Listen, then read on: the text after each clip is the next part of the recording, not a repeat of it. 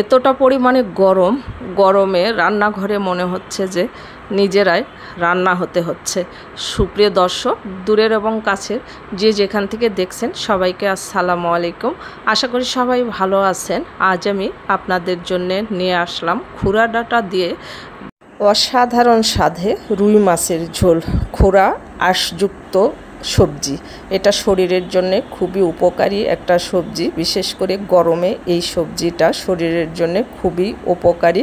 খুরা ডাঁটা হজম শক্তি বৃদ্ধি করে, কোষ্ঠকাঠিন্য দূর করে, শরীরকে ঠান্ডা রাখতে সহায়তা করে।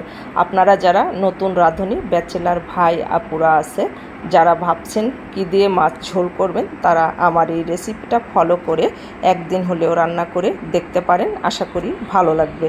আপনারা যারা আমার চ্যানেলে নতুন এসেছেন, প্লিজ আমার চ্যানেলটাকে সাবস্ক্রাইব করবেন, পাশে থাকা বেল আইকনটা অন করে রাখবেন যেন নতুন কোনো ভিডিও ছাড়ার সঙ্গে সঙ্গে আপনাদের কাছে পৌঁছে যায়। আর যারা ফেসবুক থেকে দেখছেন, প্লিজ আমার ফেসবুক পেজটাকে ফলো দিবেন, লাইক কমেন্ট শেয়ার করবেন।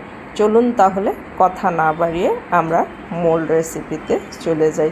সুপ্রিয় দর্শক, আমি এই মাছের ঝোলটা করার জন্য প্রথমে মাছগুলো ভেজে নেব।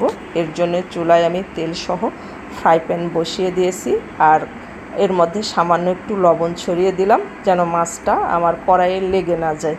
তো মাছগুলো আমি আগে থেকেই লবণ হলুদ আর মরিচ দিয়ে ভালো করে পরিষ্কার করে ধুয়ে তারপর মাখিয়ে রেখে দিয়েছিলাম। এখন মাছগুলো আমি সব কড়াইয়ে দিয়ে দিয়েছি। আমার একটা পাশ হয়ে গেছে, আমি উল্টে দিচ্ছি।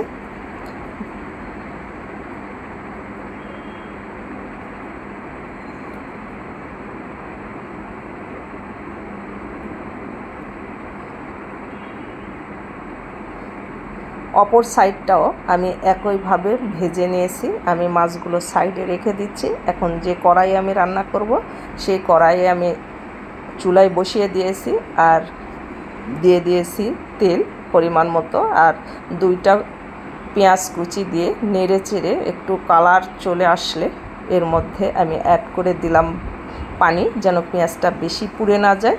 এর মধ্যে দিয়ে দিলাম 1 চামচ আদা বাটা, 1 চামচ রসুন বাটা, 1/2 চামচ জিরা বাটা, দিয়ে দিলাম 1.5 চামচ শুকনা মরিচের গুঁড়া, 1/2 চামচ হলুদ গুঁড়া, আর 1/2 চামচ দিয়েছি ভাজা জিরার গুঁড়া। দিয়ে মশলাটাকে আমি একেবারে ভাজা ভাজা করে নিয়েছি।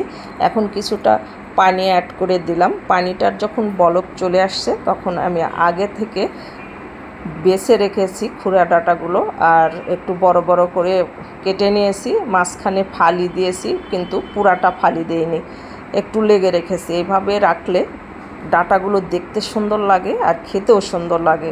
আর ঢাকনা দিয়ে ঢেকে আমি একেবারে ঝোল টেনে আসা পর্যন্ত রান্না করে নিয়েছি। এখন দিয়ে দিলাম মাছ। খুরা ডাঁটাগুলো আমার 80% সিদ্ধ হয়ে গেছে, দেখেই বোঝা যাচ্ছে। আর ঝোলের জন্য আমি পানি অ্যাড করলাম।